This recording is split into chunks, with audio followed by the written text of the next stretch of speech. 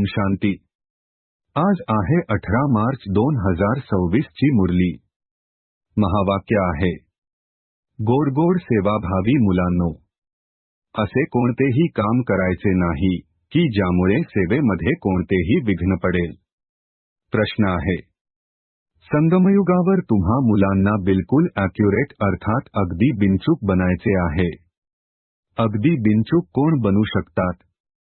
उत्तर आहे, 1. जे खऱ्या बाबा सोबत नेहमी खरे राहतात, आत एक बाहेर दुसरे असे असू नये। 2. जे शिवबाबा व्यतिरिक्त इतर कोणत्याही गोष्टीमध्ये जात नाही। 3. प्रत्येक पाऊल श्रीमतानुसार चालतात, कोणतीही चूक करत नाही, तेच ॲक्युरेट अर्थात बिनचूक बनतात।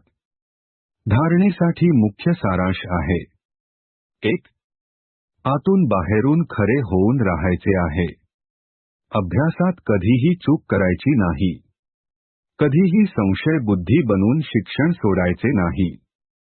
सेवेमध्ये विघ्न रूप बनायचे नाही। 2.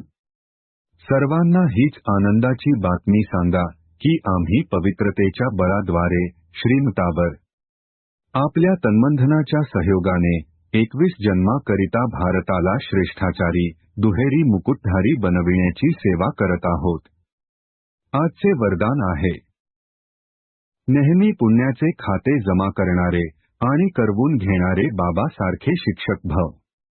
स्पष्टीकरण आहे, आपण बाबा सारखे शिक्षक आहोत। बाबा सारखे म्हटल्याने आपोआप बाबांची आठवण होते।